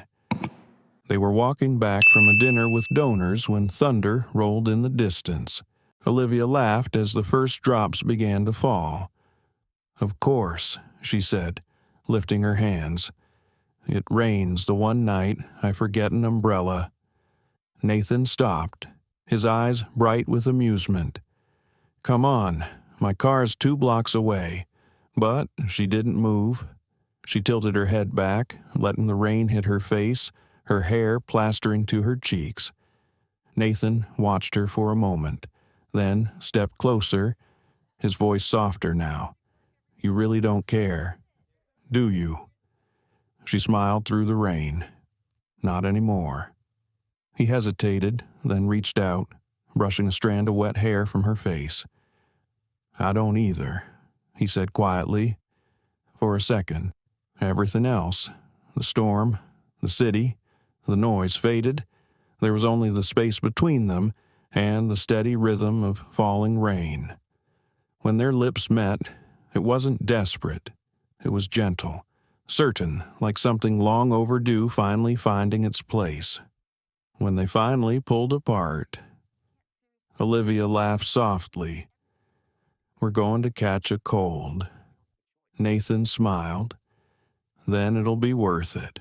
Later, as the storm passed and the city glistened under streetlights, Olivia sat beside him in the car, her hand resting quietly in his. Neither spoke. They didn't need to. The world outside was still chaotic, unpredictable, but for the first time, neither of them felt the need to control it. They had weathered the storm, together. Summer arrived with a quiet intensity, the kind that made the air hum even before sunrise. The city gleamed gold and alive. But for Olivia Reed, life had grown unexpectedly complicated. It had been 3 months since the night she and Nathan Hale had kissed in the rain. 3 months of a balance so delicate it sometimes felt like walking a wire between 2 lives, one built on purpose, the other on feeling. They hadn't defined what they were. They didn't need to. Their connection lived somewhere between trust and longing, between late-night strategy meetings and quiet dinners that lingered a little too long. But as the foundation expanded and their names appeared in more headlines, that unspoken closeness began to attract attention. People are talking, Emma said one morning, leaning against the kitchen counter as Olivia poured her coffee. Olivia raised an eyebrow. When are people not talking? Emma frowned. This is different. They're saying your relationship with Nathan isn't Professional. Olivia sighed, rubbing her temples. Of course they are. Is it true? Emma asked softly. Olivia hesitated, then smiled faintly. We're building something together. Sometimes that gets messy. Emma nodded, studying her sister. Just don't lose yourself again. Okay, Olivia met her gaze. I won't. But later, in the quiet of her apartment, she wondered if she already was. 2 days later, the Hale Foundation received an invitation from the United Nations Sustainability Council. They wanted Nathan and Olivia to present their model at an international conference in Geneva. It was a huge honor validation that what they were building mattered beyond New York. Nathan found her in the office lounge, coffee in hand, the morning sunlight soft on his face. We're going to Geneva, he said, grinning. Olivia blinked. Seriously. They want us to present together. You'll handle the social impact segment. She laughed, caught between excitement and disbelief. Nathan, that's incredible. He smiled. You earned it. Their eyes met, and something in the air shifted quiet, full of promise. The weeks leading up to the trip were a blur of preparation. They worked late into the night, side by side, polishing slides, refining data, rehearsing their story. But as the conference approached, Nathan grew distracted. Olivia noticed it first in small things, the way he paused mid-sentence, or how his phone kept buzzing during meetings. One evening, as they reviewed talking points, he excused himself to take a call. His voice was low, tense. When he returned, his jaw was set. Everything okay? Olivia asked. He hesitated. It's Helios. The board's pushing for me to return as CEO. Olivia frowned. I thought you stepped back permanently. I did, he said quietly. But now they're claiming the company's losing direction without me. And what do you want? Nathan looked at her for a long moment before answering. I don't know anymore. In Geneva, the city shimmered under summer sunlight. The conference hall was vast and glassy, overlooking Lake Leman. Their presentation was scheduled for the second day, but from the moment they arrived, Olivia sensed the undercurrent of politics, the subtle power plays in every handshake. Nathan, on the other hand, slipped back into that world effortlessly. The charm, the confidence, the subtle authority, it all came flooding back. She watched him from across the room as delegates greeted him like an old ally. It was impressive. It was also unsettling. That night, after a long day of networking, Nathan knocked on her hotel room door. Can I come in? She nodded, moving aside. He looked tired but alive in a way she hadn't seen in months. You were brilliant today, he said. Thanks. He sat on the edge of the bed, unbuttoning his cuff. They offered me my seat back. Olivia froze. At Helios, he nodded. They said I can lead both the company and the foundation. They'll fund expansion if I agree. Her stomach tightened. So, it's power for sale again. He looked at her sharply. It's not that simple. Yes, it is, she said, voice low. You know what they're doing. They're dangling your old life in front of you. He exhaled, frustrated. Liv, this could mean millions more for our projects, for communities that need it. At what cost? She asked quietly. Nathan stood, pacing. You think I can't do both? I think you'll lose yourself trying. The silence that followed was sharp, heavy with everything they couldn't say. Finally, Olivia whispered, I built this foundation to make a difference. Nathan, not to be part of someone's redemption story. He turned, eyes filled with something between anger and pain. You think that's all this is to me? I don't know anymore." He looked at her for a long time, then nodded slowly. "Maybe I need to find out." When he left, she sat by the window long after, watching the lake shimmer in the moonlight. The future they'd built together suddenly felt fragile. The next day, their presentation was flawless. The audience stood, applauding as they left the stage. Reporters swarmed, investors approached, cameras flashed, but the space between them on that stage felt wider than ever. That night, they barely spoke. The flight home was quiet, the hum of the jet filling the silence between them. When the plane touched down in New York, Nathan turned to her. "The board meets next week. I need to make a decision." Olivia nodded. "I know. Will you be here when I do?" he asked softly. She hesitated, then said, "That depends on the man who makes it." And with that, she walked away. For days, she didn't see him. The office buzzed with speculation. Some said Nathan was already preparing to retake Helios. Others claimed he was negotiating new contracts for the foundation. Olivia focused on work, on the projects that still needed her. But inside, a quiet ache pulsed. Then, on Friday morning, she received an email. "Board decision made. Public announcement at noon." Her chest tightened. She couldn't bring herself to turn on the TV. Instead, she went for a walk along the East River, wind tangling her hair, heart heavy. Her phone buzzed again, another message, this time from Nathan. "Meet me at the pier, 12:15. When she arrived, he was already there, leaning against the railing, tie loosened, eyes on the water. She stopped a few feet away. "So, what did you decide?" He turned to her, the faintest smile on his face. "I turned them down." Olivia's breath caught.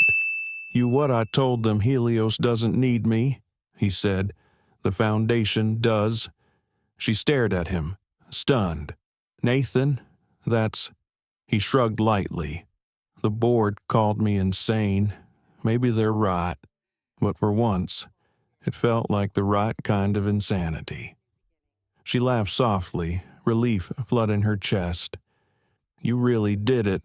"I did," he said, "because I finally realized legacy isn't about what we build for ourselves. It's about what we build with others." He stepped closer, his voice low. "And I'd rather build mine with you." The city stretched behind them, glittering under the afternoon sun. The wind lifted her hair as she looked at him, really looked. Then she smiled. "You're late to that realization, Mr. Hale." He chuckled. "Better late than never. Ms. Reed." They stood there in silence, side by side, the river glinting below. For the first time in years, Olivia didn't feel like she was living in someone else's story. She was exactly where she chose to be, equal, seen, and free. And Nathan Hale, once the man who tried to own everything, finally understood what it meant to belong. Autumn returned to New York with its soft melancholy, the kind that made the city feel slower, more human. The trees along the river blazed amber and gold, and the air carried the faint smell of roasted chestnuts and rain. It had been 6 months since the day Nathan Hale turned down Helios. The world had moved on, but for Nathan and Olivia Reed, everything had quietly changed. They no longer lived in the tension of what if. They were partners in work, in life, and in the fragile art of rebuilding trust. It wasn't a grand declaration. There was no dramatic announcement or diamond ring. It was quieter, steadier, a rhythm that simply fit. They still argued, of course. Olivia's practicality clashed with Nathan's ambition more often than not. But now, The arguments ended with laughter, not silence. The Hale Foundation had become one of the most respected community programs in the country. New projects were springing up across the Midwest. Solar initiatives expanding into rural schools. They were no longer fighting for credibility.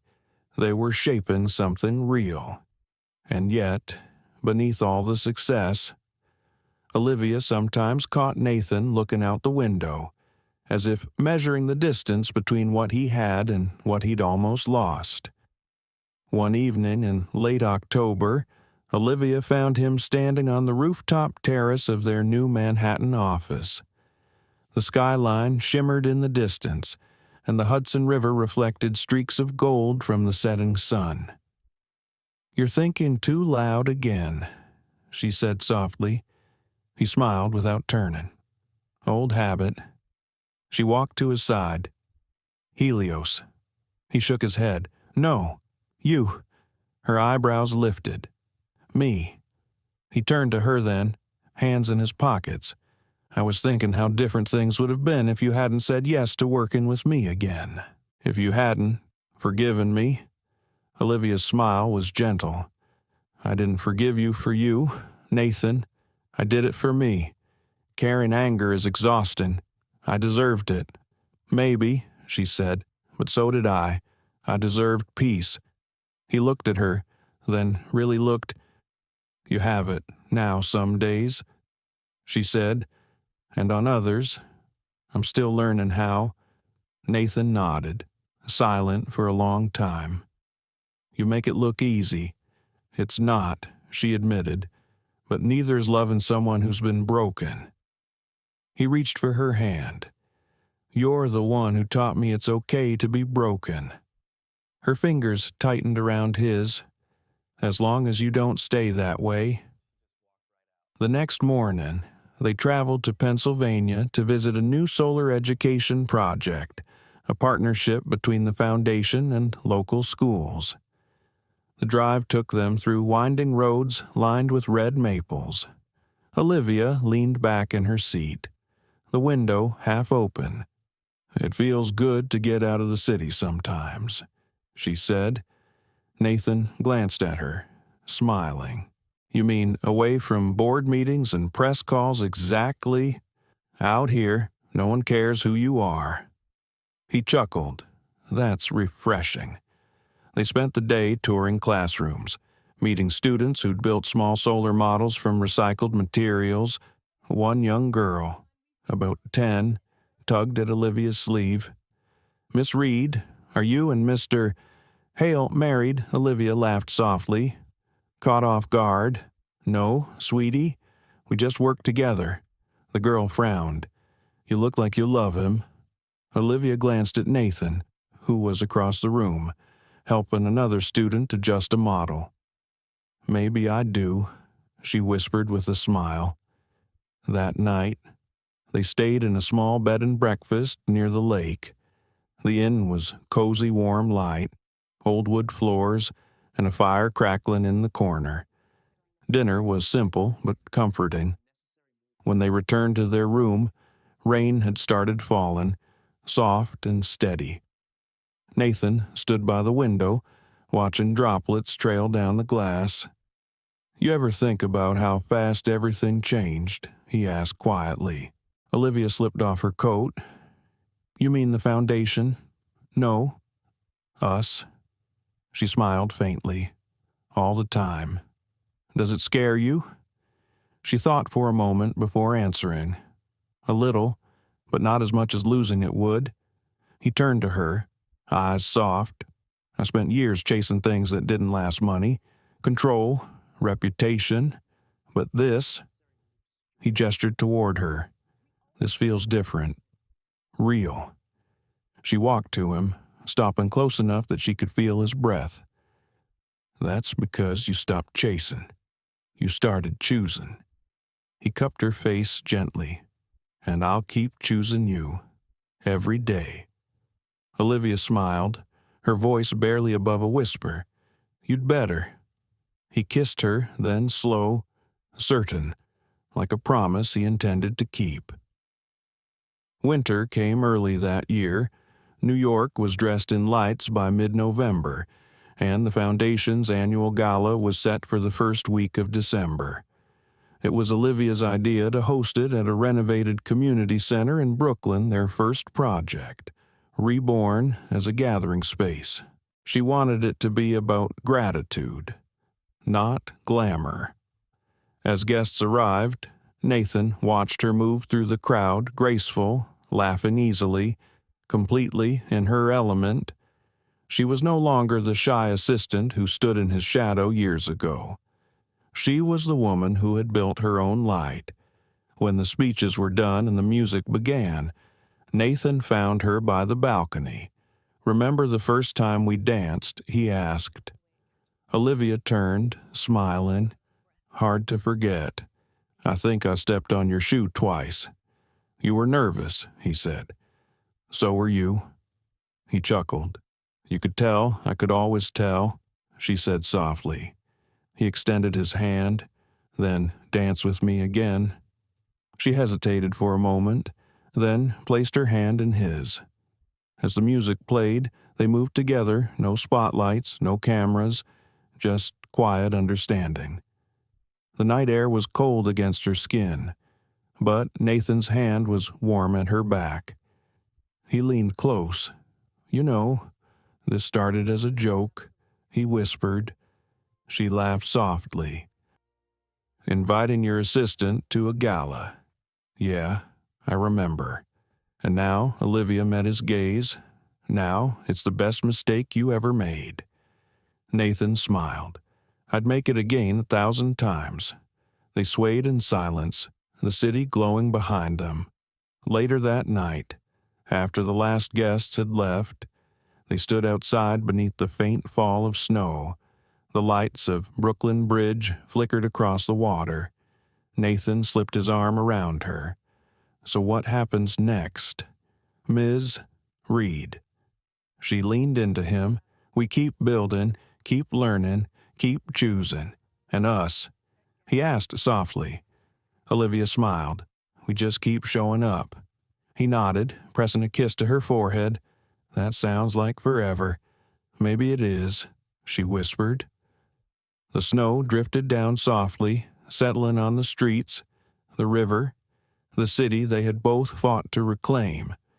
It wasn't a perfect story. There had been mistakes, heartbreaks, and second chances, but it was theirs. And in the quiet glow of that winter night, Nathan Hale and Olivia Reed finally found what they had been searching for all along. Not power, not redemption, but peace. This story reminds us that power means nothing without kindness, and that real love is not about possession, it's about respect. Nathan Hale learned that wealth can build empires, but humility builds connection. Olivia Reed taught us that strength doesn't always roar. Sometimes it's the quiet choice to walk away, to forgive, or to begin again. In life, we all wear masks: boss, parent, provider, but sooner or later, someone or something strips them away. And when that happens, what remains isn't status or money, it's character. Olivia's journey shows us that dignity is not given by others. It's reclaimed by ourselves. Nathan's redemption reminds us that it's never too late to choose differently, to be better, to start again. For everyone watching, no matter your age or story, remember this. You are never too old, too late, or too broken to change. Healing is not a single act. It's a series of honest choices. If you've ever felt unseen, this story is a reminder you are not invisible. You matter. Your light matters. Thank you for being here, for feeling, for believing in second chances. If this story touched your heart even a little, please like, share, and subscribe, so more people can find hope just like Nathan and Olivia did.